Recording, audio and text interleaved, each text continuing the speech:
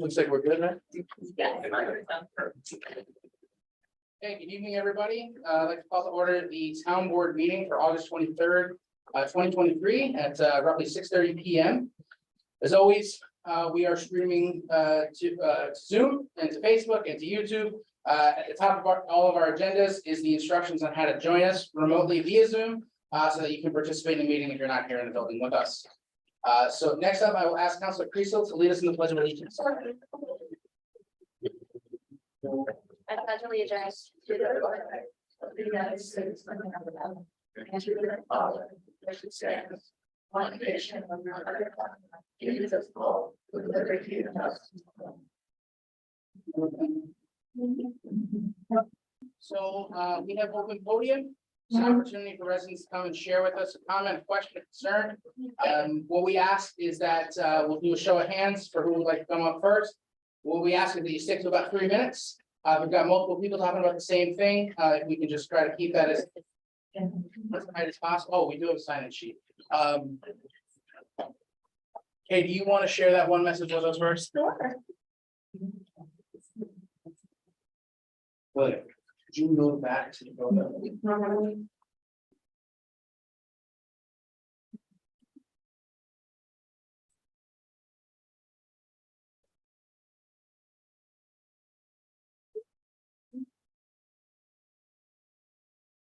Here's an email from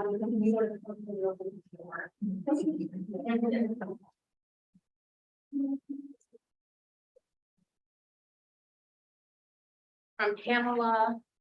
Oh gosh, Lapidus. And she states, I feel compelled to speak out about the solar array currently being constructed on the former town of Manlius landfill.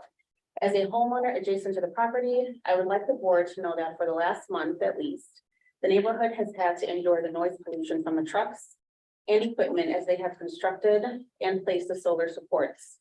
The work is not limited to weekends, but as early as 7:30 a.m. on weekends. To weekdays, but as early as 7:30 a.m. on weekends. I'm highly concerned that this has negatively impacted the local wildlife, in particular the bald eagle that has made its home in the area. Additionally, even with the trees being fully leaved, portions of the solar array can be seen from various points of view in the neighborhood. Come November, I am sure that the solar array will be in full view from many homes. In the recently adopted comprehensive plan, it is stated that considerations for the regulation of large-scale solar facilities may include prohibiting these facilities in environmentally or culturally important locations, such as critical habitats, prime agricultural soils, and scenic vistas. It is unfortunate that these considerations were not taken into account when the approval was given for the landfill solar. Thank you. And just to comment on that, I know the tree commission is going to be working with Abundance and the neighbors to look at some type of screening solution. And we've got a commitment from Abundance. I think we've heard back with the movement on that one.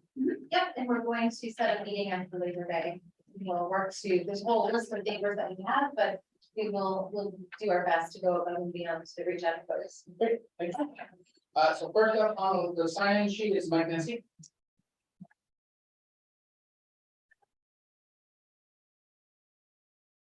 My name is Mike Nessie. I reside in Fremont, and speaking of a concern, and my concern is with it remains to be the proposition or the permissive referendum or the petition or whatever it may be referred to for creation and establishment of wards in the town. The board should be concerned with the confusing nature of the petition being incorrectly labeled and filed as a permissive referendum. The fact that the law or the laws referencing the proposition are listed on the petition underneath the title permissive referendum does not make the mistake of labeling it incorrectly any less confusing to the public. And in fact, not all the laws were cited properly, as the clerk stated in her findings that some of the laws were incorrectly cited in the on the petition itself. In New York State, the rules regarding petitions and referendums are outlined in various laws. Herein lays the substantial confusion. Section 91, referendum on petition, town law, chapter 62, article 7. Relative to objections, provides an objector with 5 days to object to such petition or permissive for a permissive referendum. Section 6, 154 nominations and designations, objections to, under election law, chapter 17, article 6 states. Objections to any of the following are subject to 3-day filing time limit. Any of the following: certificate of designation, nomination, a nominating or designating petition. Petition for opportunity to ballot for public office, certificate of acceptance, certificate of authorization, certificate of declination. Certificate of substitution relating thereto. I don't know that a permissive referendum or a proposition is any of those things. However, that is what was used to say that the objector, to rule that the objector was not timely. Because of the substantial confusion, the objector thought he had 5 days, when in fact it was determined he had 3 days. But that was due to the error. The error was allowed to be made by the petitioner, but the error then led to the objector's error. And now you have a resolution in front of you to vote on, to carry forward the petition and to hold a special election. If a resident in New York State town filed a petition for a permissive referendum, when they actually intended to file a petition for a proposition, it's possible that the petition might be considered invalid or denied. The reason for this could be that different processes and requirements might apply to referendums and propositions, and filing the wrong type of petition could lead to procedural issues, which in this case, I think it did. In such a situation, it's advisable for the individual or the group involved to consult with legal experts or officials who are familiar with the specific laws and regulations governing petitions, referendums, and propositions in New York State. I was at the last meeting where it was said people did not know that the law existed and they couldn't know less about it. And I have yet to see a written opinion on the matter in question. If the petition is allowed to go forward, it'll expose the town and the board to litigation because the petition appears defective in form. It's misstated as a permissive referendum. If the town clerk erred in denying the objection because the basis was defective, they would have led an objector to refer to and follow the rules for objecting to a permissive referendum, which he did, and he thought he had 5 days, and then he was denied as having 3 days. This was not a pure ministerial error by the drafter of the petition. It is in fact a substantive error that deceived and or confused a member of the public who sought to object to it.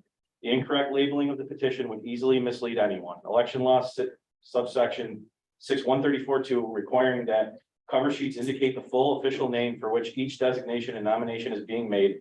It has also been reasoned that this was capable of confusing or deceiving the Board of Elections. If the error leads to a substantial injustice, that error can be reversed in court. To prove it a substantial injustice, you ask 2 questions in order to determine that injustice. Just mindful of time.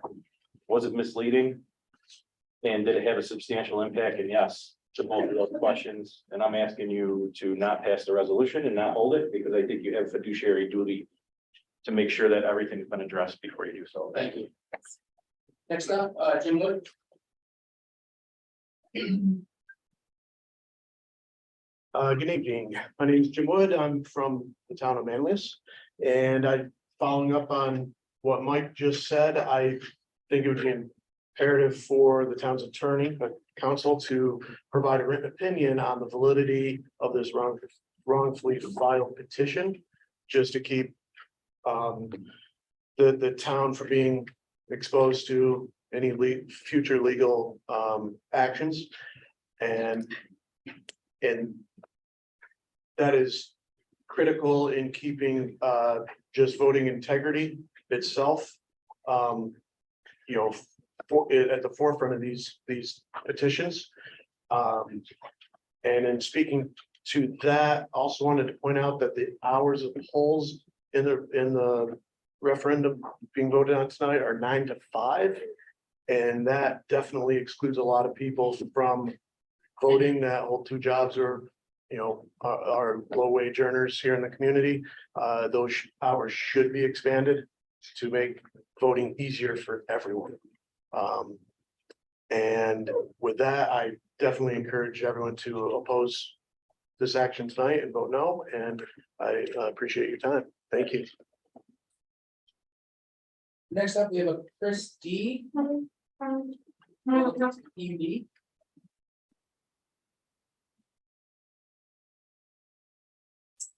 Christine? What this one? It could be. Okay, do we have anybody in Zoom in the attendees? So if you're watching this from home and you are interested in making a comment at open podium, please use the raise hand function. So you can promote you. Kristen, yeah.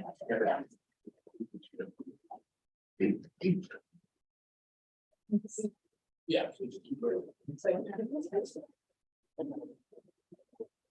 I'm first B, but. I'm gonna be presenting. Yeah, so, okay, yeah, Mother, you signed it. yeah. That's fine. Yeah. So do we have anybody here in attendance who would like to make a comment? Just please raise your hand. Okay, anybody online? Okay.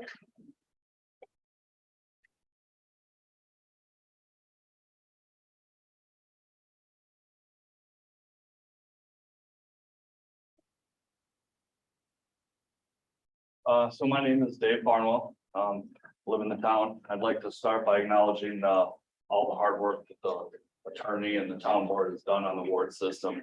I understand that this has not been an easy process, and I do appreciate everything that's gone into it. I'd like to take a moment and just respond to the last meeting and a few statements. For me, the intent for the ward system is not a power grab. This intent for a ward system is to give representation into more of a local part of the town by splitting it up into 6 parts. I've lived in my home for 20 years, and once has anybody ever stopped at my house while campaigning. And it's usually because they're either, I'm not on a list of a Democratic list or a Republican list or a likely voter list, so I get missed. And I think that that type of behavior will stop when there's a ward system. You're going to talk to those roughly 5,200 people in each of those sections, get to know them for who you are and not the letter that's behind your name.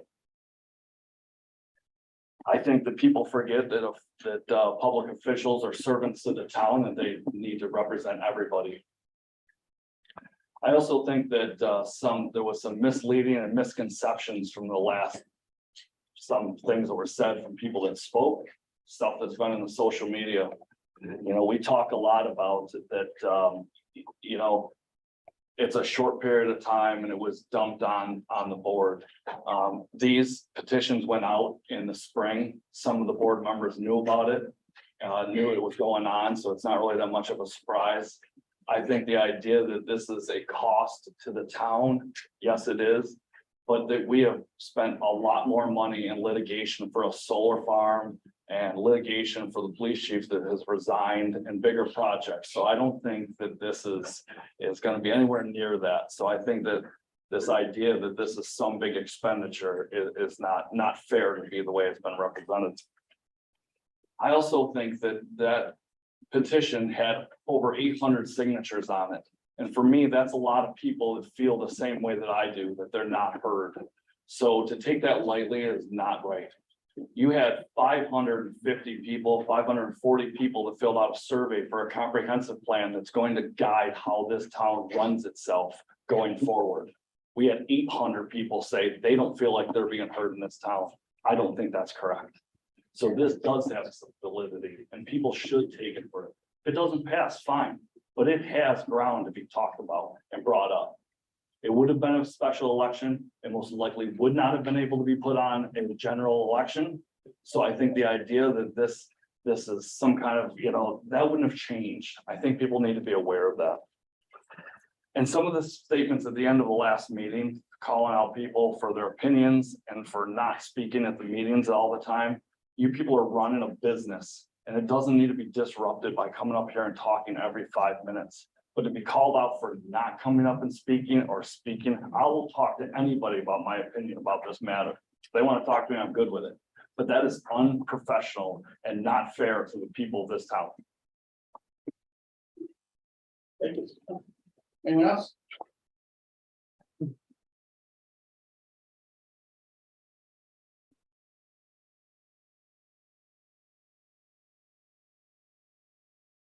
Hi, I'm Tim Kelly, resident of the town. I live in Fayetteville. So you have a little bit of a prepared statement I'd like to make. So I'd like to make it clear for the public record regarding the award system that we collected signatures from 875 residents across all election districts in the town. We wanted to ensure as we were talking to people that they understood what the award system would do and how we feel it would benefit the town. The signatures were collected from a mix of Democrats, independents, and Republicans over a multi-month period. Additionally, the town board was aware that we were collecting these signatures for a proposed award system back as early as the end of March, beginning of April. In fact, I personally spoke with many of you that we were out collecting signatures, and at the time, no objections were raised. Not once was there any ask for a meeting to discuss the merits of award system or how would we go about planning. Not once did any of you voice that you wanted to talk about this with me or any of the others who were out collecting signatures, nor did you ask us to stop until a conversation had been had. To say that this was a surprise to you or that we dropped this on the town board without your knowledge is incorrect. And I want to make sure that the public is aware of that. To me, the merits of the award system are beneficial to all residents of the town, and it gives them an equal voice where all residents can have equal representation. A lot of misconceptions have been showing up on the ward on social media. And it's important that we all work together now as we move towards a special election to educate voters prior to the vote that you will be voting on tonight, which is set for Saturday, September 23rd. I have a couple points. Number one, for one, this will not affect the upcoming elections this November. If passed, it will go into effect at the 2025 election. If the voters choose to approve this and we move forward with the award system, the lines will be drawn by the Onondaga County Board of Elections and its commissioners. The lines will not be gerrymandered, as some have stated, as they will be drawn together by the Democratic and Republican commissioners based on an equal dispersion of population. Once the lines have been drawn, town law does exist that the town board could look at using this in the future to discuss going back to 4-year terms and or staggering of elections if they choose to do so. Per the Board of Elections, the cost for this election to the town is going to be roughly between $2,000 to $3,000. And again, that's the number I got from the Board of Elections. The town board has not had a town councilor, and this does not include the town supervisor, because again, this discussion is solely about the 6 town councilors on it since 2009 that lives within the ESM district, regardless of party affiliation. This, among many other factors, are important to understand. As the filer of the petition for the ward system, I was disappointed last meeting as the town board sat back silently as a calculated and planned attack in violation of proper meeting decorum occurred as a town justice candidate openly slandered multiple pockets of our town. Town justice candidate John Boyd stated the following: "I firmly believe that adopting a ward system would risk giving a platform to radical individuals who could potentially erode the very fabric of our community." He goes on to later state that while they may provide localized representation, it also means that certain pockets of our community could become echo chambers for extreme viewpoints.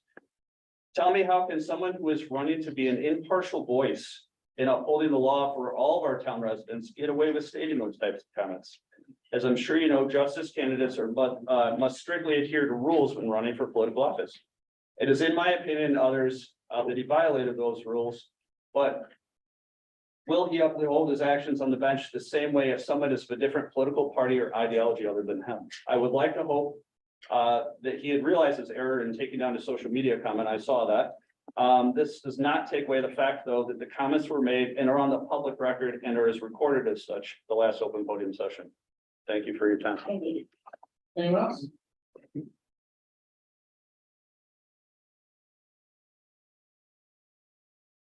Good evening. Hello, my name is Carrie Wood and I reside in the town of Manlius. I would like to address the board and also our town attorney and seek your written opinion on the misfiling of a permissive referendum instead of a proposition. I would like to see a written opinion on the precedent that either is being set here or is being seeking to set or sought to set in allowing this to go forward. In the town clerk's comments, it concerns me as someone who traffics in communication and language as an English major and a doctoral candidate in the School of Education. What we say, how we say it, how it's written, applications are important. Language is important. Stating that you understand the intent of an individual sets a dangerous precedent moving forward in the town. And I encourage everyone to take a second thought about passing this. I feel that by not having a written opinion of our town attorney on this exact referendum is a signal to us that we need to take a beat and we need to slow down. We need to not rush this through and we need to be thoughtful. I know that as a researcher, if I check the wrong box on an IRB, it gets sent back to me. And why? That gets sent back to me for the protection of everyone who is in my research study. We put laws in place to protect everyone. And I feel very strongly and ask the board to reconsider. And I thank you for your time. Thank you. Anyone else? Okay. Move right along. So next up on the agenda, we have the appointment of Jason Celia, Divisional Chief of Police. So where we're at now is we have previously appointed Mr. Celia as the interim chief of police. There's a separate agreement that oversaw that. And so this would be hiring Mr. Celia as our provisional chief of police until such a time that a civil service list is available for canvas to hire a full-time chief of police, a permanent chief of police. Are there any comments or questions from the board? Just to clarify, he is full-time. Yes, yeah, he is very much full-time. Yes, yes. Okay, so I would look for a motion. I'd like to make a motion to approve Jason Celia as provisional chief of police. Is it? Oh, really? Maybe that. Thank you. A motion to hire Jason Celia as provisional chief of police with a salary of $150,000 per year. Second. Okay, all those in favor? Aye. Opposed? Okay, motion carries. Congratulations, if Judge Rothschild will swear him in now.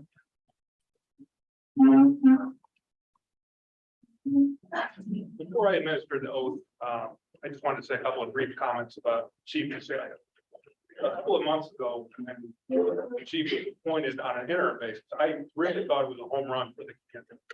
I didn't really work a lot with Chief Celia in my career in the criminal justice system, but his reputation, he's someone that has earned a well-deserved reputation as a hard worker, somebody who thinks kind of outside the box, somebody who acts with integrity. He's from this community, he's raised his family in this community, he had a long and distinguished career in the town of Manlius Police Department. He rose through the ranks. I know he's a former town board member. He served for 8 years as the undersheriff in Onondaga County Sheriff's Department, great distinction. And it was a home run, as I said, when we were able to have him as our chief here. And it's a second home run to get him to take the job as the provisional police chief. So, Chief, congratulations. Thank you, Your Honor. We're lucky to have you. Thank you for those words. You're very welcome. You mind if I just call it? Well, my.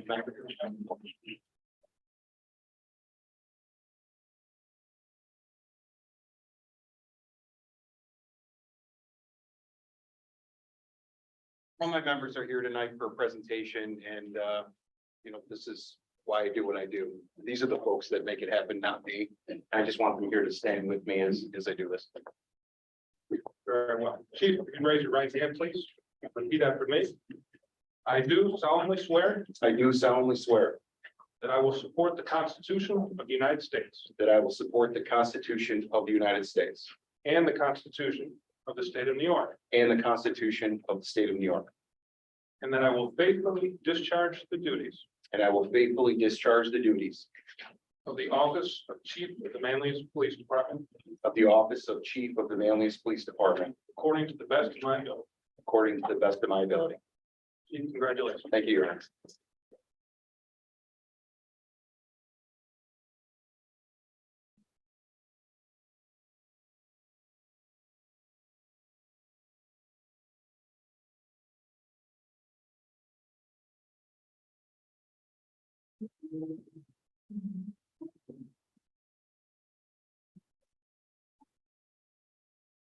Yeah. Happy to have you for a little while. Okay, so next up, we have the town of Manlius Police here to do a presentation on crisis intervention training.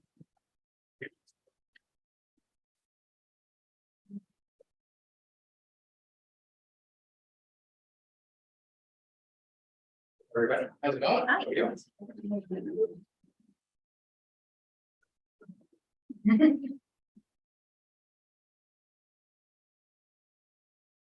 Gonna wait for the PowerPoint to go up here and we'll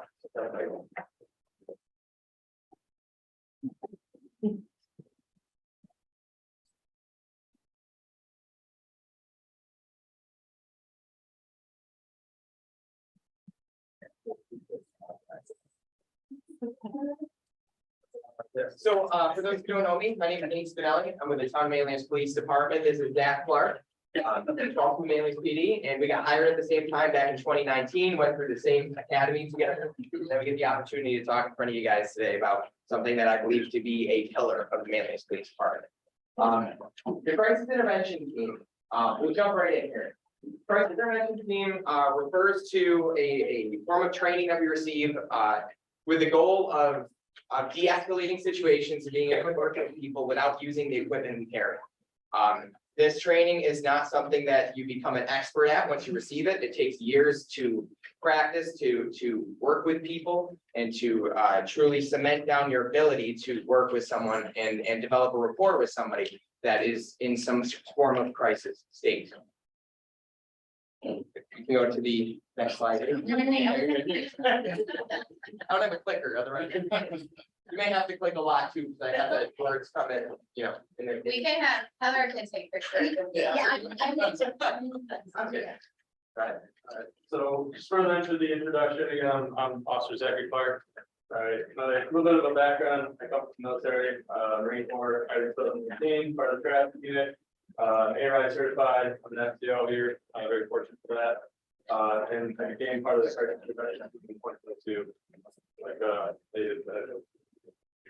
So just to elaborate a little bit, FTO means that Zach is one of our field training officers in Manlius as well. But he's one of the guys that takes the people right out of the academy and trains them up for road service. So I've gone through my stuff before, but just real quick, I was hired as well in 2019. I became the lead cadet post advisor in 2020. Got the crisis intervention training in 2021, as well as became a part of the traffic unit. That's the last presentation I was able to give you guys. I'm also certified in A-Ride, which is the Advanced Roadside Impaired Driving Enforcement, and I'm IDC certified, which makes me a police general topics instructor as well, so I can teach in the academy to the department. In 2023, I received the initial response to active shooter training as well, which is all about preparing for the worst case scenario. all right, diving right into it. So the purpose of the crisis intervention team, and CIP training is to prepare officers to address the needs of consumers who enter the judicial system during a crisis state. Each CIP is unique, developed in response to the challenges and resources of the community to serve. CIP training is designed to best prepare officers to handle mental health related calls. CIP training goes far beyond any academy training and focuses on helping a subject overcome a difficult time in their life or work through a mental illness or other crisis event. This is achieved primarily using verbal de-escalation tactics and community resources available to us.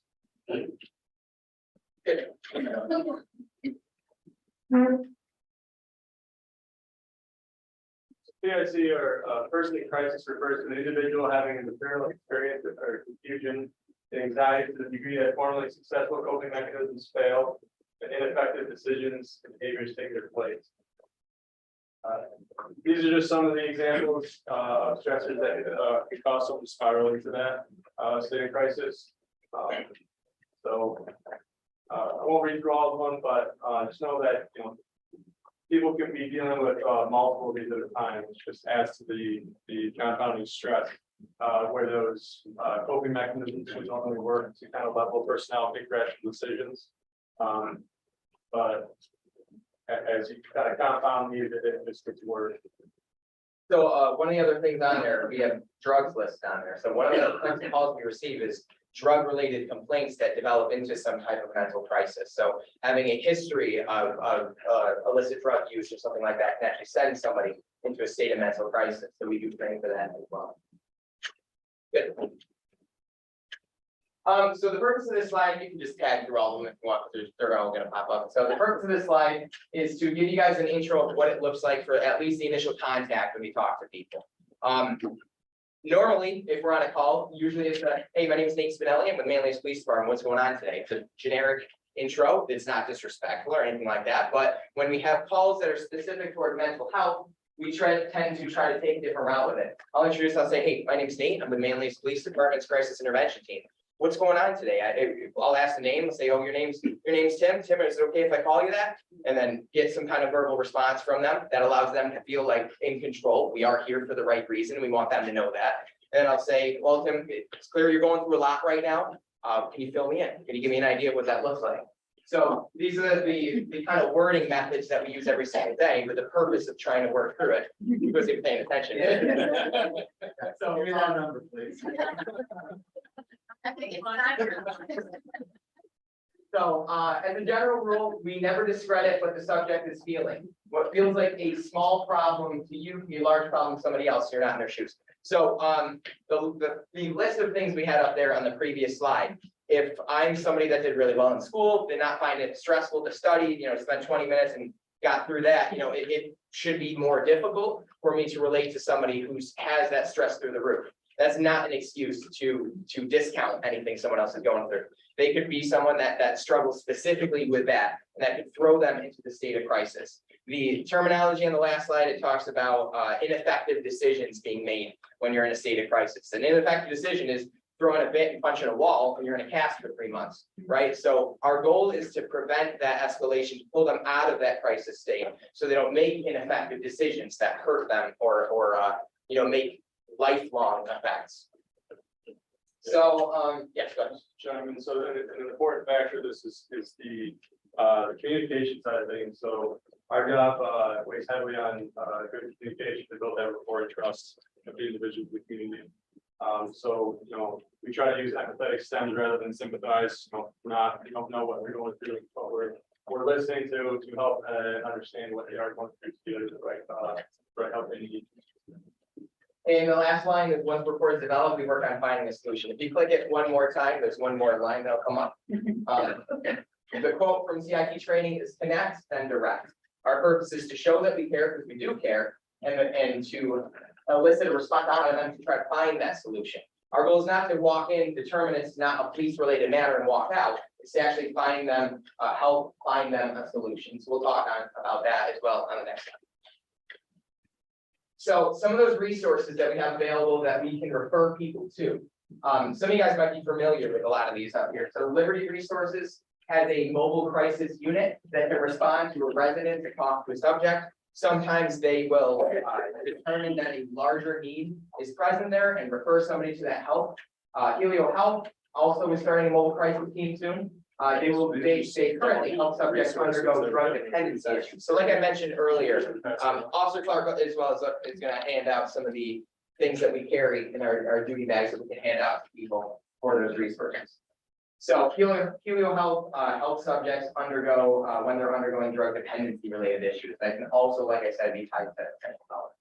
211 is the crisis line. Just like you can dial 911, you can dial 211, and calls can be confidential and refer somebody to the specific help they need. We have the Veterans Crisis Line that's directed specifically toward veterans. They deal oftentimes with PTSD and related issues. Vera House. So Vera House is very important to me. Is specifically domestic violence support. They have advocacy for specifically domestic violence, sexual assault, elder abuse, and other similar crimes.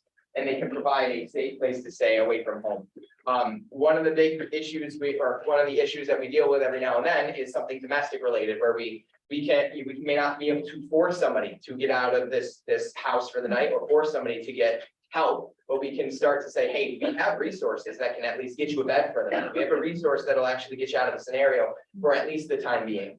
So, and then lastly, we have CPAP on there. When somebody fits mental hygiene law 941 criteria, police are required to transport them to a 939 hospital. This is that worst case solution for the most part, where every effort's been made to try to fix, and based on what they've given us, we have to do something. If we want to add that. Just the 939 hospital, that just refers to a hospital that has the capabilities to have a psychiatric mental evaluation. So see, as far as St. Joseph's, it will go on further in the presentation here. You can jump in.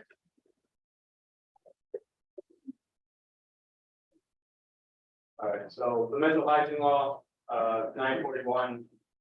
Define what police need to advise to take someone to receive a mental evaluation. And one part about the word need, because at this point in time, through the investigation and being on scene with someone going through a crisis, that need requires us to have a person appearing to have a mental illness, and their actions are likely going to result in serious harm to themselves or others. Right? So police officers may take into custody any person who appears to be mentally ill and is conducting himself in a manner which is likely to result in serious harm to himself or others. So, these individuals that are going through this crisis, like I said, they're not having rational thought. They feel alone, and they feel like the end all be all is likely to become violent. Families, people that deal with mental health issues and mental crisis. This isn't just a temporary thing for them. They look at this, right? Their families are affected by it as well. So oftentimes when the family is able to kind of help them cope and bring them down to a level state, it's not working. So they call us to come help them with that and get them to the courses. So that will do it.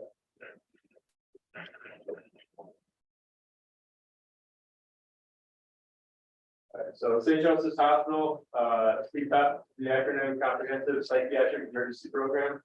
CPAP is part of St. Joseph's Hospital and Health Services. They have both an inpatient and an outpatient psychiatric services. Their inpatient has approximately 30 beds, which is not a lot based on the amount of calls that we receive regarding mental health. In the outpatient, they deal with adults, pediatrics, they have residential services and home. CPAP is open to patients 24/7 and it serves again both adults and children. And just for reference, in 2022, the volume of mental health visits was 7,000. So we want to start to angle this more back to us now. So Manlius Health, mental health calls in Manlius. This is last 6 months worth of calls that we've received specifically for mental health calls. Hit the button again. I'm highlighting specifically mental health because they don't include incidents sent by dispatch as a different type of call. So that's domestic, suspicious person status check, missing persons, juvenile complaints. They all often involve a subject going through some state of crisis, but they're not considered to be a mental health call. We'll get dispatched to a juvenile complaint where somebody's, a son or daughter is going through a significant incident, but it's still not tagged as a mental health call. In other words, if you were to show these numbers to anyone in our department, we'd all look at it and say that's way too low. So, but that still gives you a rough idea of what it looks like and why we find this training so negative. Okay. So currently 16 officers in the town of Manlius Police Department are CIP certified. The Onondaga County Chiefs Association pledged in 2020 that 20% of the respective departments would receive this training. Town of Manlius Police Department far exceeds this number, and we are currently focusing on training even more. So 16 officers counts for approximately half of the department that's capable right now. So we're very close to 50% or slightly over by now. So receiving the CIP certification does not mean officers are experts, like I mentioned earlier. As we progress through a career in law enforcement, we have daily opportunities to utilize this training through communication with the public. We learn through this exposure and become better at forming rapport with individuals and accomplishing a goal using verbal skills only. And that last line on there says basically, we are always learning. CIP offers the foundation needed to develop these safe contacts, but it takes time. You're looking at a police department of mostly people that have less than 6 years on the job. And with that, we acknowledge the fact that we are always learning. We're always absorbing information, and we try to observe from each other tactics, wording, things that work, and we try to absorb that into the stuff that we do every day. You want to add anything? Yeah, just to piggyback off that again, we're in this job to serve and protect everyone within our community, and within that community, there's mental health, right? So we're fortunate enough here at Manlius to have the most current and up-to-date training to be able to safely and effectively help the individuals going through mental crisis. So this form here, this is what's called a crisis intervention plan. This is accessible to us digitally. So we complete a crisis intervention plan with our community support unit. After dealing with an individual who's going through a crisis, the very top, that's where the pedigree information goes.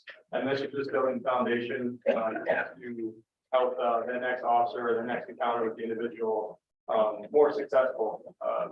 So rather than starting from step one and building that rapport and that trust, we can access this and it, gives us the characters, their family members, their next of kin, medical information, if we don't have a diagnosis, or we're able to speak to a doctor or something like that, or any member discloses what the medical diagnosis is. We can approach it that way, their medications that they should be taken. And then up here, it's important to know what to avoid, know what the triggers are, know what kind of what to activate their crisis, and to avoid that. That can be something as simple as when we get that response call, knowing not to go lights and sirens to it, because the lights and sirens can negatively affect that person. As well as the positives, what helps, what is the connection, is they like music, do they like art, things of that nature. And just to reiterate as well here, this plan is mainly for individuals that we deal with on a relatively repeat basis. This is not something we fill out with everyone. And like that list earlier, we had, everyone at some stage in their life goes through some level of crisis. Our goal is not to learn everything about that person, but on paper, it's when we go back to someone and we see things that may help officers in the future and help that person in the future to develop that rapport and actually get them the help they need. And these individuals, they can be nonverbal. They're frequent runaways or missing endangered people. So, we can have their frequently traveled places when they do run away and become a danger to themselves. So, community policing, this is what we do in Manlius Police Department. So what I want to highlight here, the 911 call for us does not end when a need for police ends. As long as the subject is willing, Manlius police officers stay with the caller until a solution can be found or an effective resource can be given. Other police departments out there will go to a call, determine that if they don't fit the criteria of mental hygiene law 941, give them a business card and leave and go do something else. That's not our job here. Our job is to actually give them the help they need, or at least help push them onto a solution that may fix over time. Obviously, things do not, when you have an issue, an ongoing and consistent issue, it's not something that can be solved by one of us or one visit by Liberty Resources or anyone else. It takes time, it takes consistency, and a lot of the times we try and stick around and see what that is so we can prevent calls in the future and give them the help that they need. Can I ask a quick question? Yes. So is this like a town of Manlius Police Department policy, or is this the approach that's mandated through the training? So two things. Crisis intervention training is, like I said, the foundation for the most part. So yes and no. In CIT, we talk about how on the bottom there, the most important call is the one that you're on. That's a quote directly from them. So yes, they do teach it. However, with us angling more specifically for community sake, we do what I believe to be above and beyond. I've been here 5 years and I've worked with a lot of different agencies, and they don't go through the steps. They don't have the crisis sheets that we fill out for somebody and try to refer them to the help.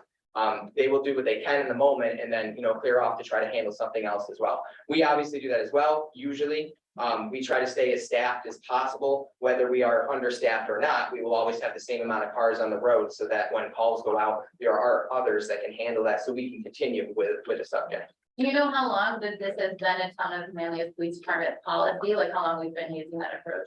So I gotta be careful with the term policy. Chief might know a little better than I do, but in our general orders, it states that we do this, that we try and do exercise every resource possible to try and get somebody the help they need. In terms of time frame, I've only been here since 2019. So as far as I've been here, even from my initial training, I've seen it. If I could just add real quick, law enforcement, what we do is steeped in conflict. We work in conflict in every single thing that we do. And what we learn is what doesn't work. And this CIT was a product of mental health professionals and, physicians, law enforcement, counselors that came together and helped build a system in which to help guide us in being able to train to make the best decisions we can. So this training has been absorbed and taken by law enforcement and utilizes the platform in which that we can better serve our community in these crisis calls. And these calls are significantly impactful.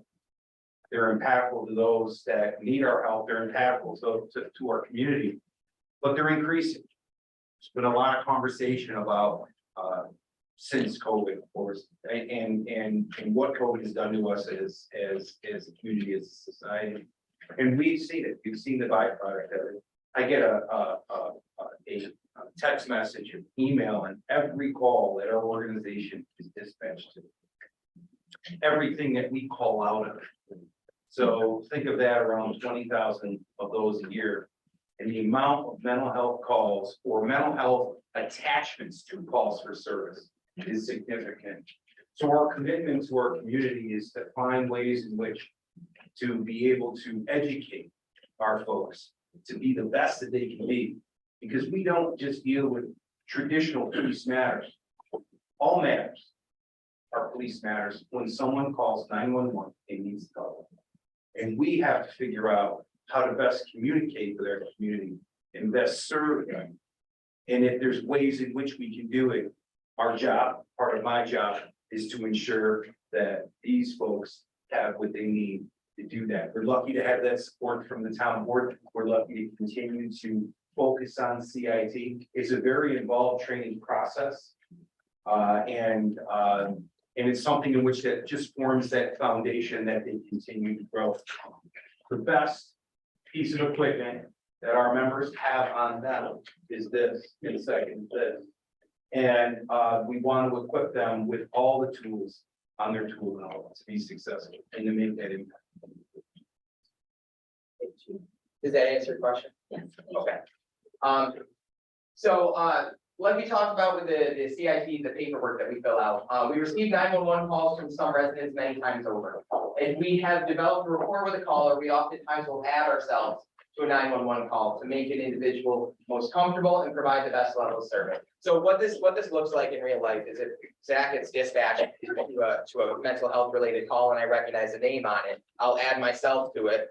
And tell him either he can clear off it so he can stay available for calls, or he'll join him depending on how serious it is. You know, if it's something that has made someone more comfortable because I've spent 20-30 minutes working with somebody in the past and I've developed that rapport, I'm going to utilize that so that we can get them the best help that they need. People, you know, how comfortable are people?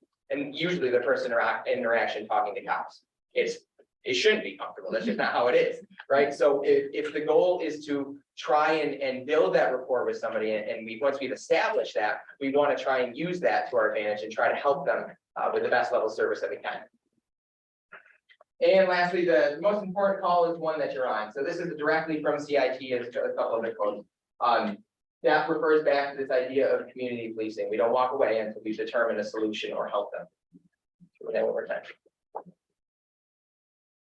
So just in conclusion, Town of Manlius Police Department's goal is to exceed the expectations of our community. CIT training and the crisis intervention team is another way we to serve our residents, hold ourselves to our standards, and work to create a safer community. Yeah, I guess, I'm so impressed with our young police officers. I say they're young because everybody in the police department is a lot younger than I am. So it's always a thrill to be able to sit and listen to their commitment to this community. But I think that one of the things that struck me, because I'm learning too as I go, and CIT was not something that was taught when I walked through the door 33 years ago. Okay, so now I'm dating myself. And it wasn't. But it was less than a month ago, or actually it was the beginning of August, where I received an email. And it was email was to this, and it said, "Chief, I do apologize for this if this is not the proper channel." And it said, a while ago, I had a mental crisis. The Manlius police responded. I was met with respect, love, and a little bit of aggression. I wasn't treated like a lesser individual. I was detained, which I completely understand. I was met with hugs, and the one thing every vet needs to hear, we got you, brother. Not one day does it go by when I don't think about the Manlius police saving my life. And that individual took the time on the actual anniversary of that individual's crisis to send an email. And of course, I sent it to the folks that were there. But I think that just demonstrates what can be done in that situation. And this was a significant situation involving the subject of the farm with the intent to use. Our folks were able to make that difference. Does it always work out that way? Unfortunately, no. The better we can equip them for success is our commitment to our residents. And I appreciate very much their commitment to their trade and their professions. Anything else? Next slide, this question. Let us have a question.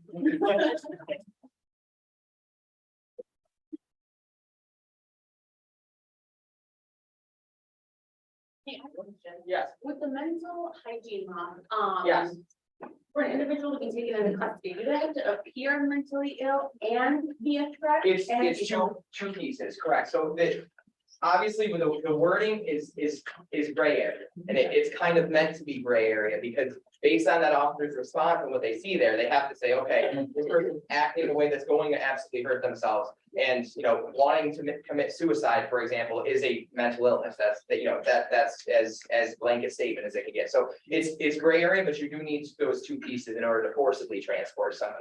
Now, voluntarily, we can pretty much, if we develop rapport with someone and they're decent, they seem to actually want to get help for themselves, we can have an ambulance for drive them. I can drive them down, or they can have a family member do it. So we use every resource possible, even in that sense, to voluntarily get them. And just to touch on it as well, we're not out there trying to diagnose what mental illness might mean, but it's just the appearance of it. So like Nate said, if someone's outwardly expressing suicidal ideations, or as Levine's mentioned, commit suicide, or they grandiose ideas, something that's just not normal, they're not in the right state of mind, compiled with that imminent danger. Once we meet that criteria, then we're able to meet the 941 criteria to get them to the help they need. Thank you. Anybody else? Not so much a question, but just a comment. I just feel compelled to thank you all. 25 years ago, I was in the middle of an earlier career operating psychiatric facilities. And the idea that I'd be sitting here listening to law enforcement officers quoting mental hygiene law and conscious de-escalation tactics to a municipal board, it's just the evolution of society. I could not be more pleased. Thank you. Thank you. Appreciate that. I think a large part of that, like she was saying, the increase in incidences, I think, in my opinion, a large part of that is just awareness in the training that we're receiving. It's just, it's out in the community now, we're aware of it, we're learning how to handle it. So to speak, because this is a public forum, I just want to remind everybody that the 988 is a crisis hotline number, and anybody with crisis is welcome to call that number. You have to call the police if you just want to talk. Very good. Thank you. Anything else? Thank you. Thank you very much.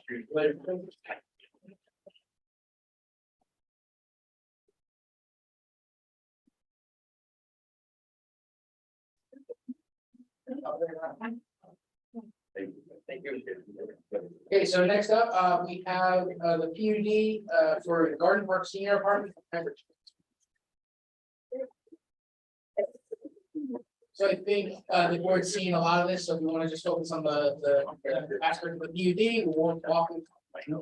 Oh, actually, I think some of you want to put that mic back on the podium. That's one. Yes. So unplug it or leave it? Well, you can drag it. It's the water tablet, so, Like that? yeah, that's okay. Thank you. Thank you.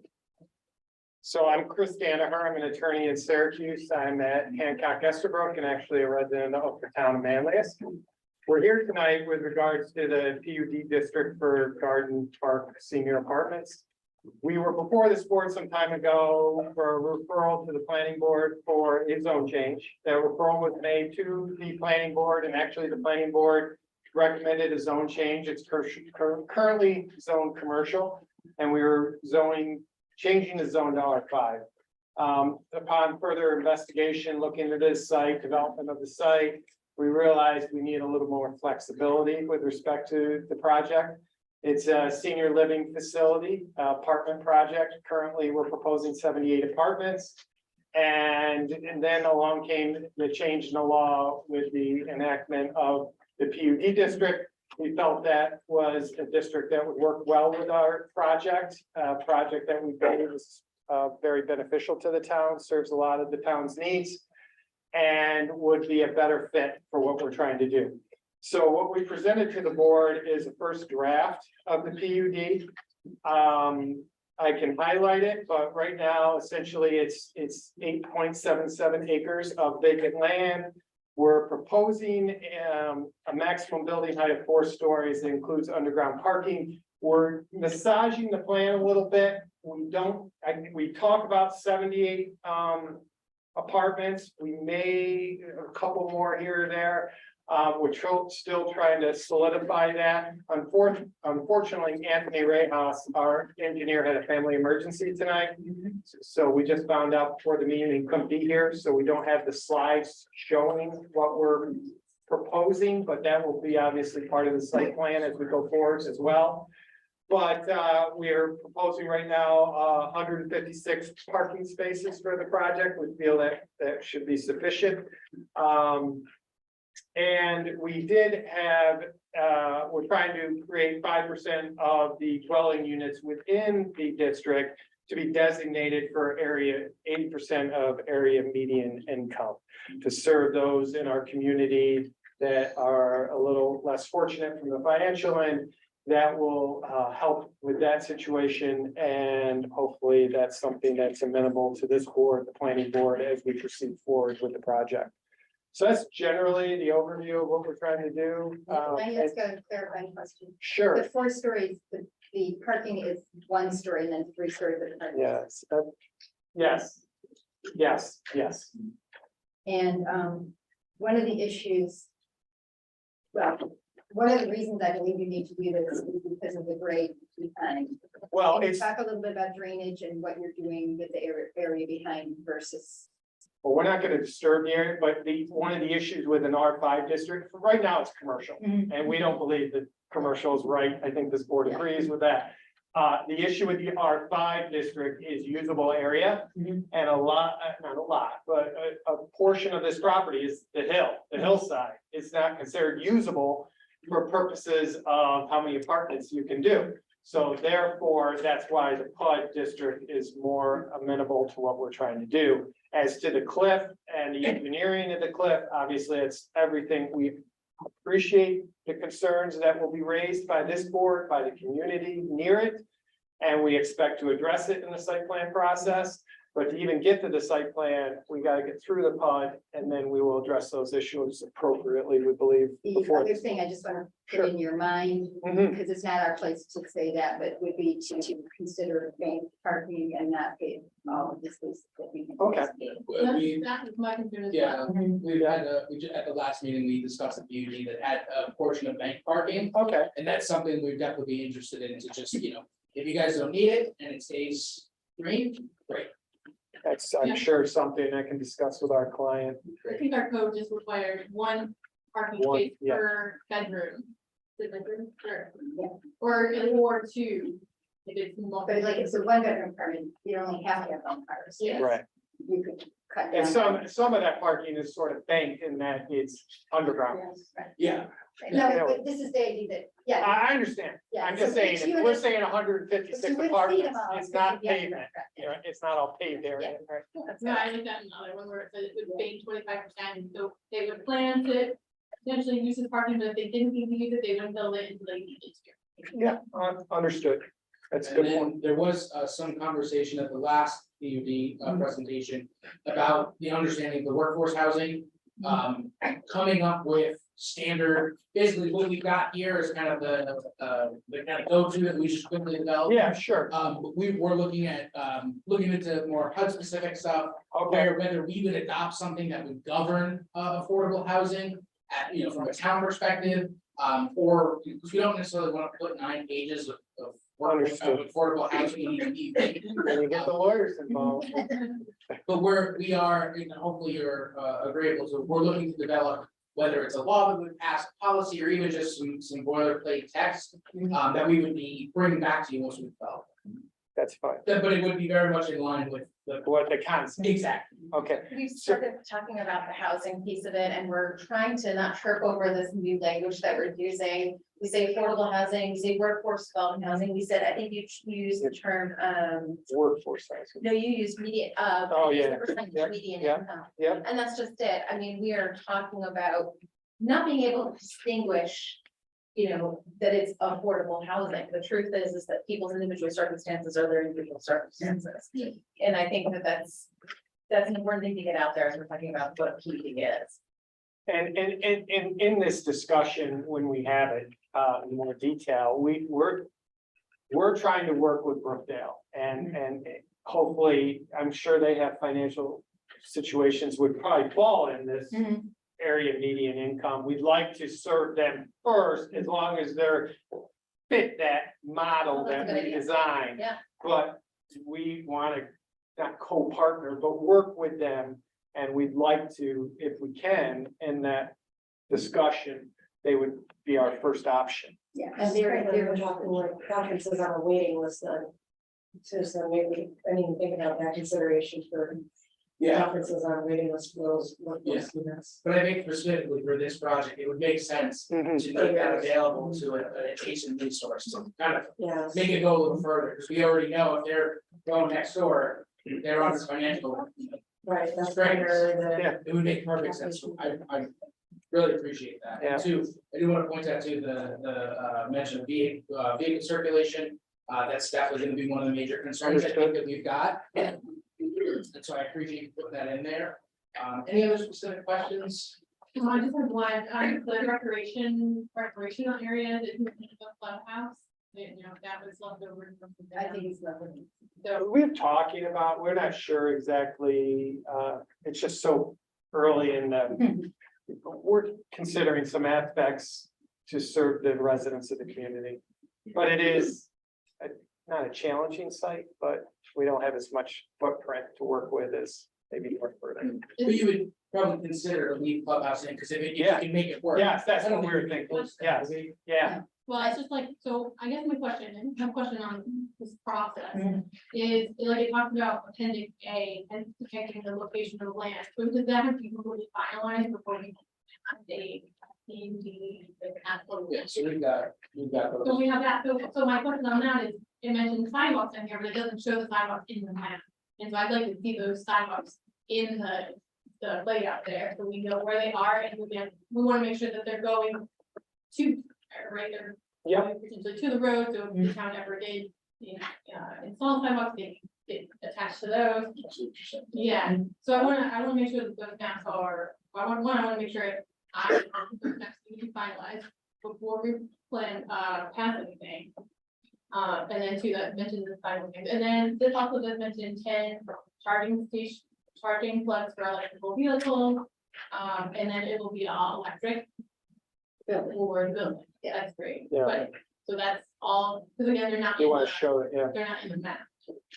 Okay, the only thing, well, it depends, I would just say subject to site plan review, approval, because it would be in the town.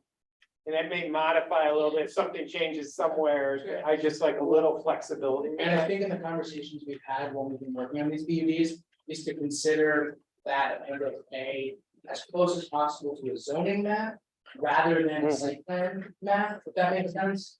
It would, I mean, and obviously, we just saw a previous project that had a significant area, whereas this is, there's going to be a building, there's going to be some parking, there may also be other things. But I think as long as we can work on that language, but I think having something in there that says, you know, for sidewalks, for recreation, for bank parking, a lot of these things can be subject to site plan. Great, That way we have the assurance that it's gonna be part of the process, but we're not asking them to over-engineer something. I just, cause like, I know sometimes we put sidewalks in front of the building, but like, great, it needs to be through the parking lot, and people know how to. Well, I think if they have the incentive, if they're gonna be partnering with facility next door, that all of that is walkable and it is logical, like a sidewalk that connects to nothing along the side of the road, I don't think would really be very helpful anyway. Well, not that future, anyone, but yeah, that whole area is so tricky. It's so unsafe for anyone who is not driving a car, even if you are driving a car. And just as a reminder too, something we've discussed a lot with the site is that roadway having access. Yeah. Just to remind everybody who runs the public, that we have an agreement on how that gets updated to town specs and deeded over to us. So that's not a solved problem, but we have an agreement that addresses them. And that's the first down? Yeah. And the owner. Yeah, There's a lot of different pieces to it, but at the end of the day, make sure that the development of this project will include getting that road to town specs. So that we can take it over, and this even addresses, talking about where you're gonna bank snow and stuff like that, so. We have it lays out a lot of the things that we might not otherwise think about. And I wanted to just make sure the access wasn't really an issue. Okay, but one other thing too, I just want to mention too, is the workforce housing is just mentioned to be available for just a 10-year period. So if we could increase that as much as possible, I'd really be good at that. So we're at the point now, where we have a prepared motion to make the pros recommendation. Any other questions before we move that on? Is this like a former quarry type or no? Yeah. Okay, so that's interesting, because the other was the same thing. Yeah. Yeah. That's true. Surprising that the former quarter is a little different. Could I make a motion to refer the PUD request made by Turnwood Development for the parcel located on High Bridge Street to the town of Manlius Planning Board and the unknown town planning board? I'd be happy to second that. All those in favor? Aye. Opposed? Okay, motion carries. Thank you very much. Thank you.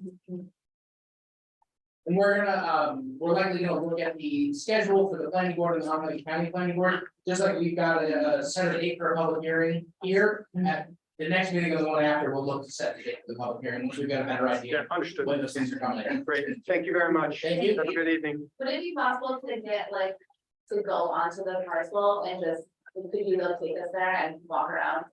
I'm very curious about what it looks like. So I don't want to just walk around.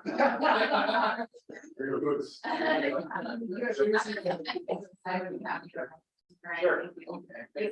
So next up, we have the zoning application for 7078 East Genesee Street on Fayetteville, New York, tax map 092.05. Hi, good evening. Mike Fogel, I'm an attorney. I'm representing the applicant Botar LLC. They're the contract vendee of the property located at 7078 East Genesee Street in Fayetteville. We've applied for a zone change from R1 to RM, which is what was called residential multiple use district. They're interested in developing a law office for their practice, Botar Law Firm. If you're familiar with Botar Law Firm, or Mike Botar and Anthony Botar are partners with father and son, and they have other attorneys that work for them, but they live in town of Manlius and are interested in having an office on the east side. So in looking at the different options for zoning that would allow for development of professional office, we looked and saw the RM district looked like the most appropriate zoning district to change it to. We looked at, it seems to be consistent with that corridor. Most of the properties are either zone commercial or RM, so we thought that made sense and fit in with. RM was actually made for that section. Yeah, exactly. Yeah, which makes sense. So we've applied for that zone change, and I think tonight, I can answer any questions you have, but I think we're looking for a referral to the planning board for their recommendation, and also a referral to Onondaga County Planning for their review and recommendation as So I well. think the first one, is there intent to have mixed uses, or just that RM is kind of the best fit for the use you're looking for? No, the only use is for professional office. And if you look at the RM zoning, it allows a laundry list of uses, but we're specifically looking for professional office. So you would rent out some, it's a rather large property. Would they take it all for themselves or they'd sublet different space. The intent is that it would just be for Botar law firm. What are you gonna do with the pool? You know, that's not fire. I don't know, maybe they'll invite us all over there for a pool party and go there. When I see my lawyer, that's what I want. Yeah, that'd be Another sidebar question, what are they gonna do with the library? I guess it'll It's gonna be continue a to law. be used as a law library. or something. Oh, no, It's really historic. yeah, I mean, it's that beautiful mansion on Yes. Steve Street that Right. has been on the market for quite some time. Yeah, so stunning. I think too, when we adjusted what's in RM, the intent was for reuse of existing buildings that Right, already fit the character of the neighborhood, but they just needed their use. right, right. May I make a comment? Yeah. I am a next door neighbor. Now, I'm sorry, it's not a public hearing, we will at some point be scheduling a public hearing. I think you ought to hear, not for me necessarily now, but from the residents that surround this property and that neighborhood and the impact it may be imposed on the Fayetteville residents in that community. Absolutely, so I thank you for that. What I will say is when we have a public hearing, it'll be posted in our agenda. If you're very close, you'd like to receive a notice, and at any time, you can email townboard@townofmanlius.org with any comments on any of the things we're looking at or anything we're not looking at. There also are public comment forms on the website. So any comments, please start sending them over so we can start that dialogue. We can start having those conversations ahead of the public hearing. So by the time we get to the public hearing, we're aware of what the concerns are, and you can work with the applicants to see if there's any. And compromise. when will the decision be made? For, For So the the zoning change? process, it will be tonight, we'll vote on referring it to the planning board, and then the planning board will review the zone change request. So there will be meetings on Monday evenings whenever they get that on their agenda. So that the process really will start with the planning board. And so you're welcome to engage with them directly as well, and then when they know what their opinions are, they'll send it back to us with their conclusion. And then at that point, we would, if we wanted to consider moving forward, we would schedule a public hearing at that time. Where folks from the community can come and speak on, because that would be a law that we would pass. So that would be the opportunity for you to really engage with us. I'd like to request over communication to the residents, not for them to.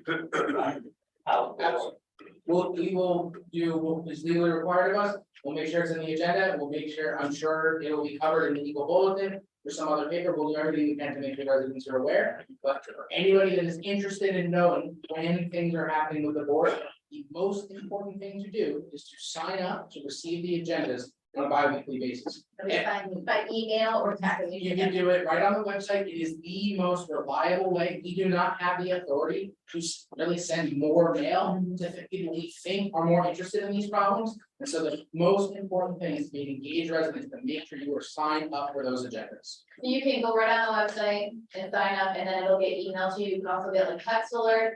So as soon as the agenda is done, you can click on the link in your phone and open it right up, so you'll know what's happening at every meeting, but then as soon, and you can do the same with the planning board. So you'll know when it appears on the agenda.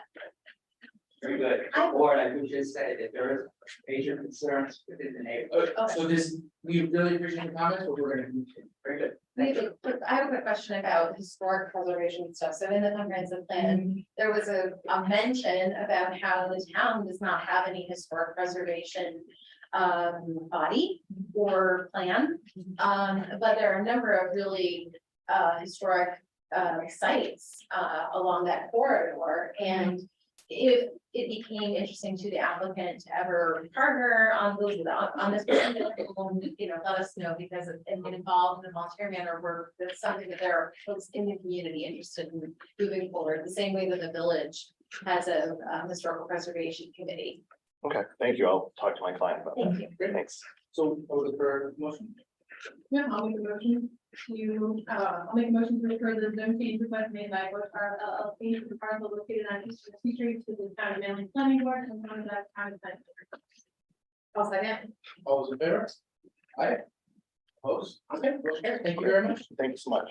And again, looking at schedules, we, at our next meeting, the meeting after, we may set a date for a public hearing. We obviously don't want to question that you have to come down for that.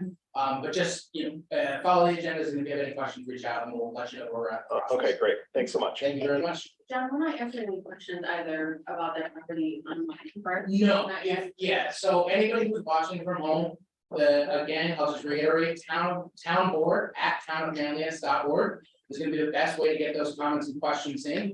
Please send them, right now, so we can start those conversations. And then, like I said too, there is the public comment form on the website that'll follow the same channels, and or if you're not buying news to know. Okay, so next up here, we're going to set a date for a public hearing for Twin Pond. This is the PUD request that we heard last week at 5440 Birch Street. I'd like to make a motion to set a date for a public hearing on September 27th at 6:35 p.m. in the County of Plan Unit Development request made by Twin Ponds Housing for the project known as Twin Ponds for the housing located at 540 Birch Street. Okay, all in there. Aye. Opposed? Okay, motion carries. Okay, so next up, we have easement request for 701 Bowman Road. If somebody is in the attendees here to talk on this, please use the raise hand function so we can promote you.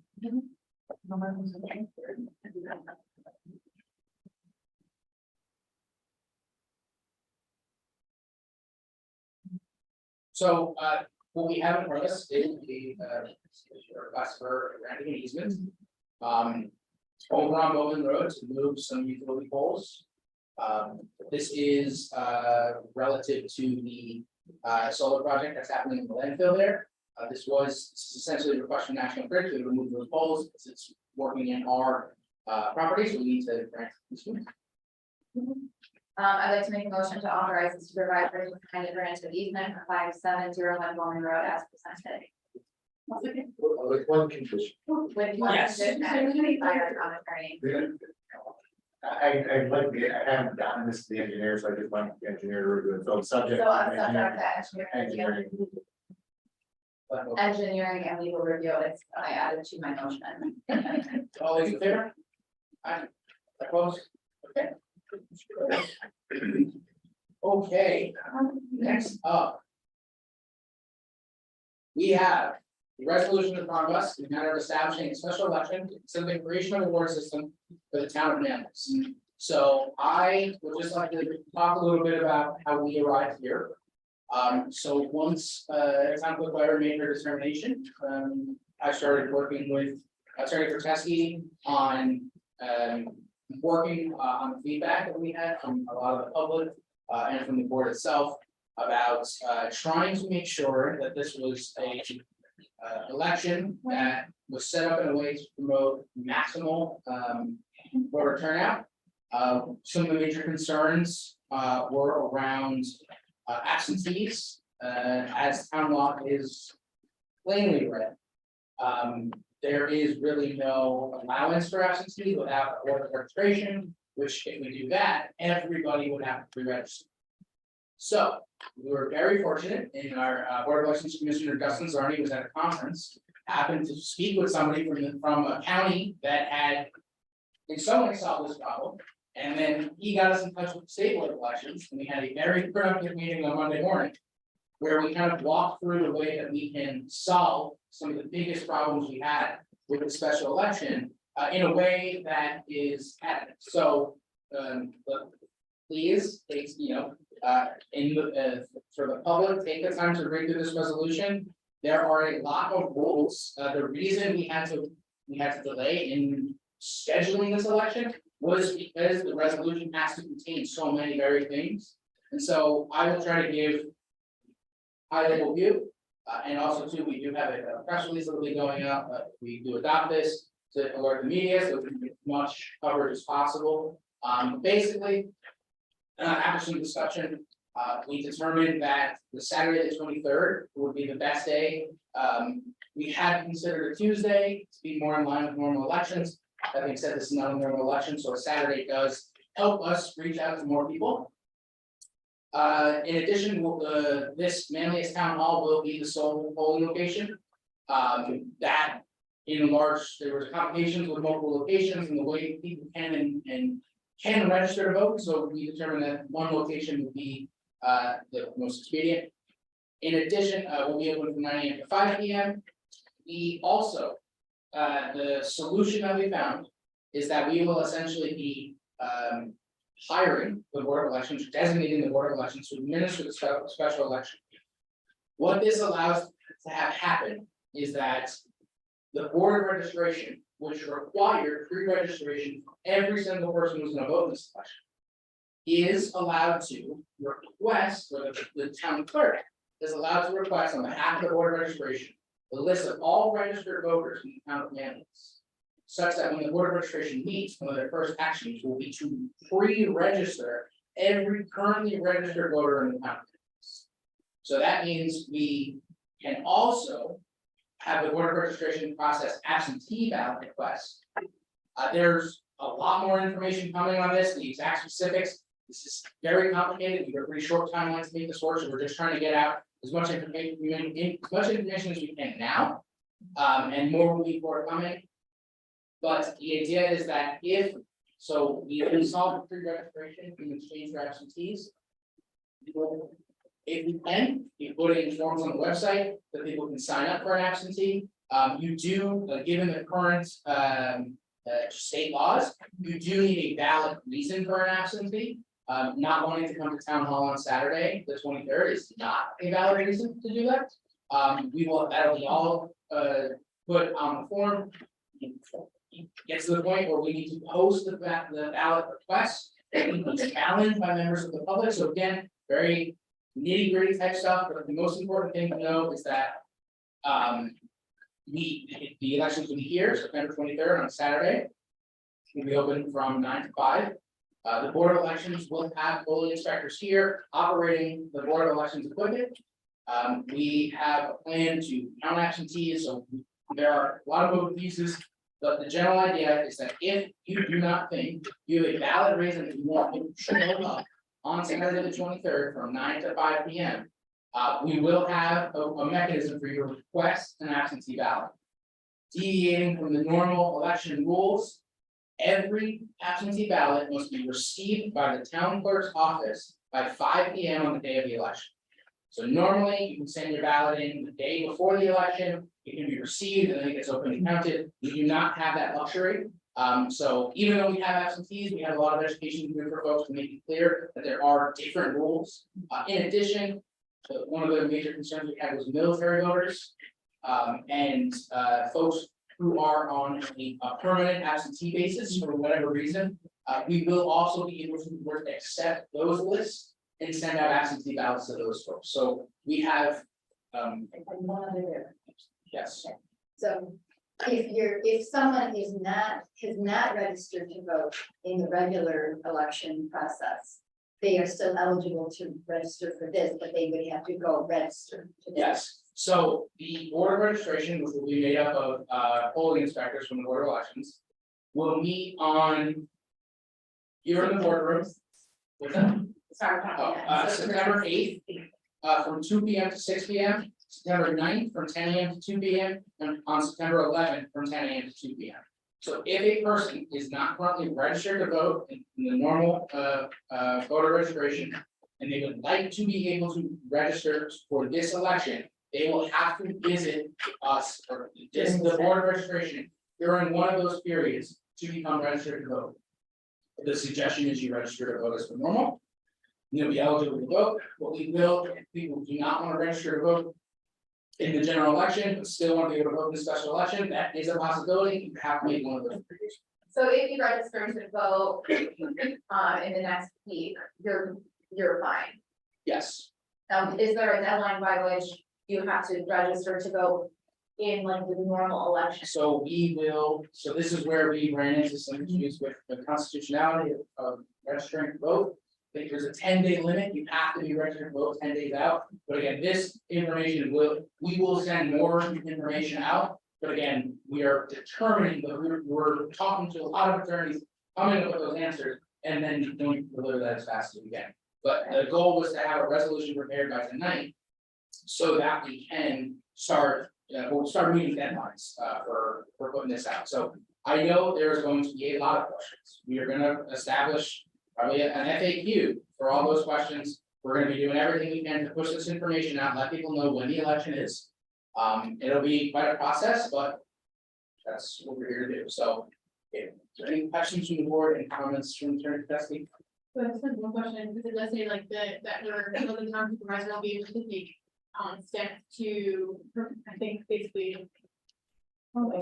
Yeah, publicize this, election, and so, we have a plan, yeah, on what that. So we'll do the postings in the newspapers, we will make sure that we're on social media and the website.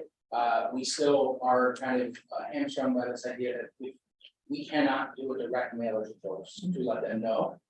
Because of the issues we discussed last time, but we will be exhausting everything, and like I said, we have a press release going out, we've already been engaged with Syracuse.com. Okay, I was And gonna, I'm gonna make sure that everyone at the bulletin knows, we are hopeful that by asking our partners in the media to put this out there, that we will inform as many people as possible. Have we had any conversations with the villages about them hoping also to spread the word? We have not, but we can. Because they have typically in the libraries too, like, just kind of the things that we've used for the comprehensive planning process and the different mechanisms for spreading word about other things. I'm happy to make a poster. Yeah. Yes, yeah. Spread it around here. Seems like it's not good enough, yeah. Here's what I think here's what people, I think, should come to expect about this process of having a special election to consider moving to a board system. I think people should be able to count on, the town board to talk about the logistics, the details, and make sure everyone has an opportunity to vote. But I think what I hope from our village partners too, is that they are not lobbying or advocating in their official role as leaders of all of their residents as well. With a particular leading opinion about this, and I really hope that we all have other methods, other identities, other hats we can wear through the party process or whatever, and we all have individual opinions, but through the channels that are official, so a village Facebook page, for example, is a good example of where it should not be an opinion-based channel. Yeah, but it it also comes to the be- selection. Like sharing information. Yeah. Yeah, sharing. Well, that's the goal too, is that we will provide exactly that. We will provide information about when the election is, how to vote. And as much as we can, we will try to put some information about what implementation of a award system will be. There are some important things there that we want to try and better understand, but again, we've got a little catch up with us. Can I share just a little history? Yeah, that was So so this cool. has been done, has been And pursued. attempted 3 times in Manlius. I believe, okay, this is quick research, but as far as we could tell, the first attempt was in April 1963. They had a special election in April, and then again attempted in November before, and I believe that might have been an election day election, not a special election. And then they did a attempt again, this is the same thing, people sent, filling the petition, and then the board was forced back. Or forced to hold the election. And then they held, the last one was in 1988, and it was a special election in November, so it wasn't the election day, it was after that. And, yeah, so, and like, each time, of course, it failed, because we don't have a system, currently, but I just wanted to put that history out there as well, as that this has been done 3 times. And so this will be the 4th. You had to go to look at my speech, didn't you? I went to I'm in the library, that's great. And then I did from there to the other thing, and Debbie did a lot of research. Micronesia is so much fun to like. So there is another piece in here too, is that in order to appoint the board of registry, we do need to set a special meeting. We have a budget workshop, which is going to be 4 to 6. So I did talk to Sarah, we originally were thinking 6:30, but we could do 6. Yeah. You know, It's not just like driving about you guys, it's not like half an hour. we'll just make sure it's not the police budget that's being presented last time. then. Yeah. Okay, So we need to amend the resolution because it says 6:30. Are you saying 6 o'clock? Yeah. Yeah, it's okay. I don't have to. We just need to make sure if it's amended. The special meeting will be at 6 o'clock rather than 6:30. That's number 7, Debbie. The, resolution. I forgot that we put it in the resolution. Oh, so I don't need to. Well, so do we still need to make a motion to set a special meeting or is this resolution? This resolution actually does. Oh, perfect. Long day. All right, so now may I make a motion to adopt the resolution as amended, establishing a special election on September 23rd, 2023, from 9 a.m. to 5 p.m. at the Manlius Town Hall, located at 301 Brookwood Drive in Bay. And just mention that the resolution also special, because that's the date of the special meeting. September 6th, yeah. As attorney for Any second, I'm happy to second that. All those in favor? Aye. Opposed? Abstained? Thank you very much. Okay, next up, we have 3 sets of agreements for the school districts. So this is, the first one up is the SBO agreement from town meetings and ESM. And we do have we discussed with ESM small modification. And that we have Dr. Avellino, who's the new deputy superintendent. And we will change section 5.4 to say that in the event an FPO is absent, that we will provide the substitute if feasible. So, and he was in agreement with modifying that. We can't guarantee that he would always have a substitute.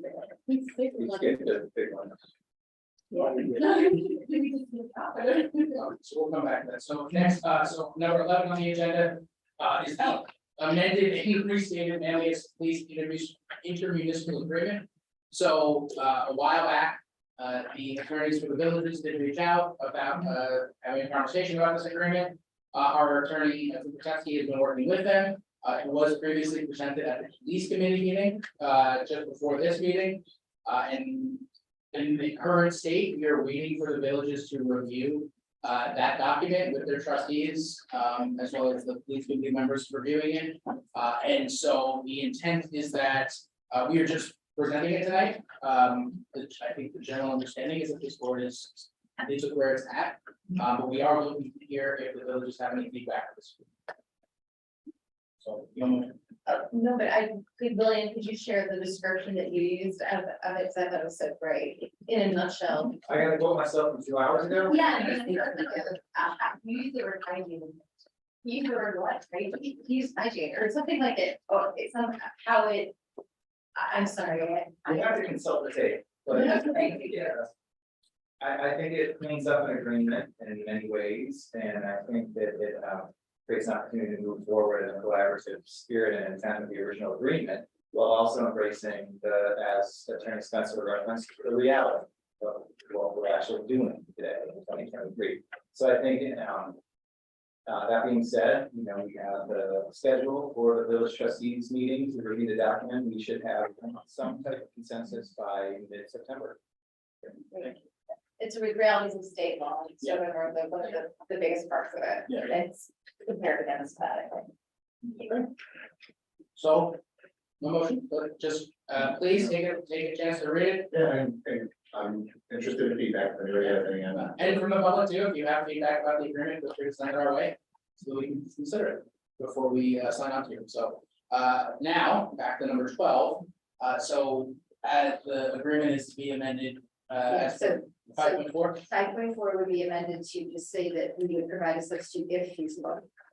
And ESM is okay with that change. And this is to provide an additional special patrol officer for the ESM school district. And the ESM school district covers the cost of their officers. So Okay. let's make a motion, make a motion to approve the special patrol officer agreement with East Syracuse Middle School District for the academic school year 2023-2024 as presented with the adjustment that deputies provided under this detail about the substitute if available, if needed. Second. I'll second. All those in favor? Aye. Opposed? Okay, motion carries. So we also realized that we needed to do this for the FM school district. And so I guess the question I have for you, Attorney Teskey, is do we need to make a separate motion for each of the named contracts? Yes, okay. So. Someone want to take the job on? Yes, so I think motion to approve Cyro protocol agreement for the name.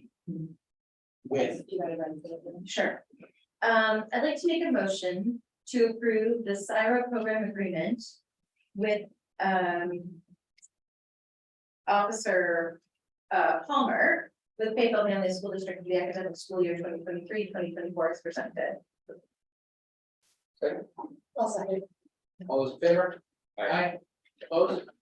Okay, motion carries. I'd like to make a motion to approve the Cyber program agreement with Officer Golden with Fayetteville Manlius School District for the academic school year 2023-2024 as presented. All those in favor? Aye. Opposed? Okay, motion carries. I'd like to make a motion to approve the Cyber program agreement with Officer Grogan with Fayetteville Manlius School District for the academic school year 2023-2024 as presented. All those in favor? Aye. Opposed? Okay, motion carries. Next up is the SPO. So again, the Special Patrol Officer Agreement for Officer's name with. Great, happy to do it. Motion to approve the special patrol officer agreement with Officer Damon with Fayetteville Manlius School District for the academic school year 2023-2024 as presented. William seconds. All those in favor? Aye. Opposed? Motion carries. I'd like to make a motion to approve the special patrol officer agreement with Officer Hack with Fayetteville Manlius School District for the academic school year 2023-2024 as presented. Second. All those in favor? Aye. Opposed? Motion carries. I've heard you talk. I'd like to make a motion to approve the special patrol officer agreement with Officer Malik with Fayetteville Manlius School District for the academic school year 2023-2024 as presented. Second. All those in favor? Aye. Opposed? Motion carries. And I'd like to make a motion to approve the special patrol officer agreement with Officer Leroy with Fayetteville Manlius School District for the academic school year 2023-2024 as presented. Second. All those in favor? Aye. Opposed? Motion carries. Okay, thanks a lot. Rear field drainage assessment. There's Supervisor Bowman. So you will recall that back in March, we had a presentation from Joe Bianchi of MJ Engineering to make changes to the Murfield Drainage District. To particularly the detention area at the end of Murfield Drive. And the full report is attached to the agenda for anybody who does not have this keen memory of 60. And wants to read the 332 pages. So what's there now is essentially a hole in the ground with a concrete vault at the bottom of it. And the concrete vault is collapsing and needs to be replaced. And the hole isn't big enough to hold all the water that sometimes happens when there's heavy rain. So the proposal is to put in a new concrete vault, a bigger hole, and a forebay situation so that there could be, water could be captured and settle before it goes into the concrete vault, so that sediment, not as much sediment would go into the vault, and you wouldn't have to clean out the vault as often. And the vault would hold more water because it would be full of sediment. So that's the argument of this whole. So we were provided with three options of what to do. Four was just the addition of two of them. So the option was to, so what I'm recommending to the board is that we replace and enlarge the vault and build the forebay and make the hole. Within the framework of this road there, so you can't make it larger, just to reconfigure it that way. And with that is considered option 4. And the reason that we're doing this now is that this is a drainage district. Districts are the responsibility of the residents in the district. So in order for them to have their tax levy changed to accommodate the price of the improvement. That has to be done in September so that it can be in their tax bill if they get in January. So this would be in your tax bill in 2024 to raise the money, and the work wouldn't be done until 2025. So that's the logic, is to save up for this work so that it would be. And the timeline is that we will have a meeting. We'll have a meeting here and invite all members of the district. To be aware of it. This is also at the recommendation of the highway superintendent. Yes. So do they agree on money one year? No. I'm gonna say, I'm like, But it's not hugely expensive. I think it's it's not as now. so it started, We're talking very. yeah, I know. For So it sure. starts in 2024. And it will continue until. So it's that- There are also other, other parts related to this, that are other phases that the neighbors will probably want to talk about it. But I think, after the analysis, which was a considerable analysis, it was felt that this solution would solve sort of 80% of the problem, and then they wouldn't have to spend a lot of money on the. Do we know how long, like this would last? Oh, it was, I remember when Bob was telling us about it, about the different kinds of the liner, there's some. 30. Yeah, at least. And I think the 30 years just comes out of the material. But I mean, eventually, I can go. So any discussion about option 4 versus any of the other options? Okay, So I'd like to make a motion to select option 4 for the Merville drainage facility report to improve the drainage retention system as outlined and do the work presented. Have a second that. all those in favor? Aye. Opposed? Thank you so much, Sarah, for your leadership on that. So, first up, we have a request from Taco for one hydrant and extension of water main on Oak Road in Brookfield. I would like to invite town manager to share of her successful negotiation on this behalf.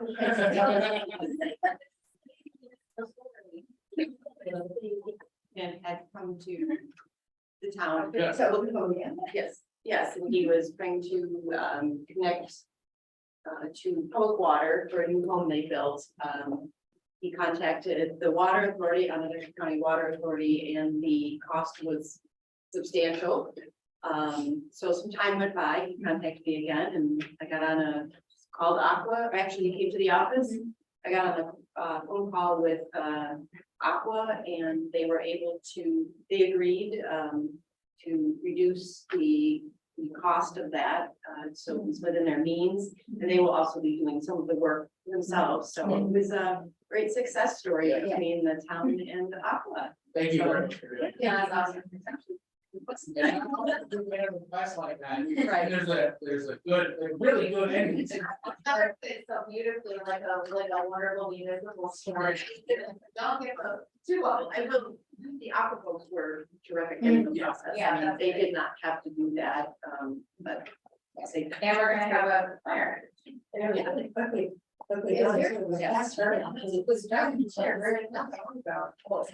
So I'd like to make a motion to authorize the supervisor to sign the agreement as submitted by Aqua to install one hydrant number 15240 in conjunction with the 8-inch water main on Hope Road, Brookfield, New York, at the annual rate of $82.11 as outlined in the agreement.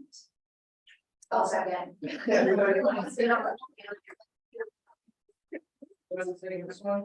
All those in favor? Aye. Opposed? Great, motion carries. Like all of you.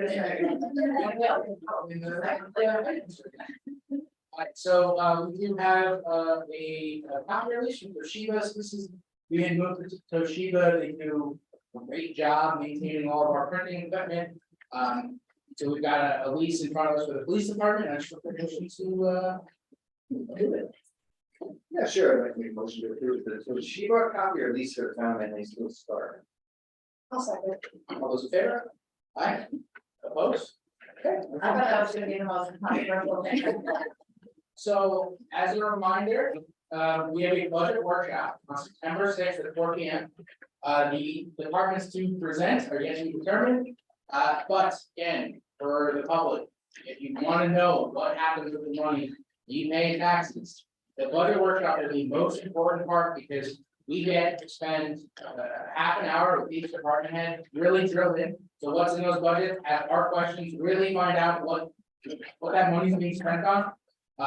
And so this is gonna be over the 2 workshops, we're gonna have 4 hours. This will be these are the longest form, part of our jobs that we provide to the public to walk through the budget, and we highly encourage folks.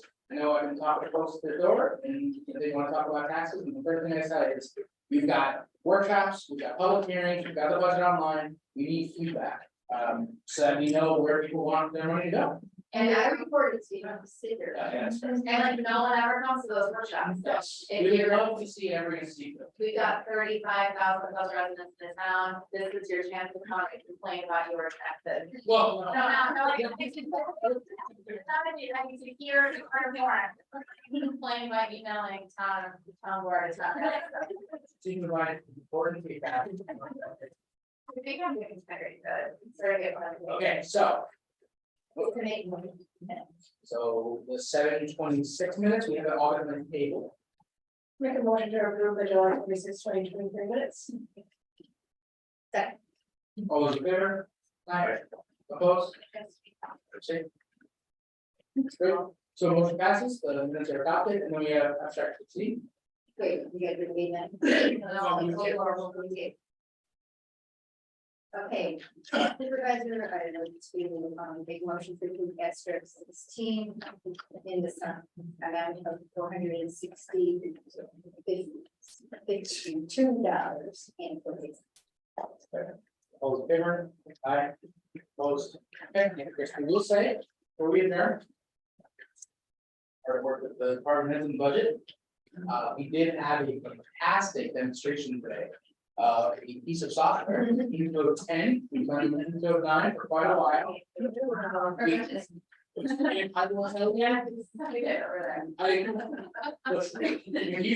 you get Ann and our comptroller Maria and myself on call, and they're just showing us how you can automate reports, how things can refill. This is one of those pieces of software, listen, at some point, I'm gonna ask everybody to take a look at a texting service we can use, an app that we can use, but this is one of those 4 things. And it was a great presentation, simply have the rest of the board come in. I think we learned the communication time is a little bit longer than we might have expected, so just be prepared that there's gonna be a number. And it's probably not really negotiable, but I'm gonna present it to you guys, and I'm hopeful that we can have a productive conversation, just because the amount of time that would be saved, ease of use for all of our employees. There's so many reasons why, and this is a piece of software that drives every day here at town hall, so just want to give everybody a heads up. I will say how it is. Hopefully that is. And it is really negotiable, or it's not? Distance with here from A9. Yeah, they did say it's 12-month implementation time, which is why ideally we're signing an agreement as soon as possible, which is why I'm mentioning it now as opposed to during a budget workshop or something. So they're not as streamlined as Apple, it's great. No. Okay, anything else? Anybody? Mr. Supervisor, I would like to make a motion to adjourn. Okay. All those in favor? Aye. Opposed? Okay, thank you for being here. Yeah, it's a big function. I was just gonna let it figure it myself.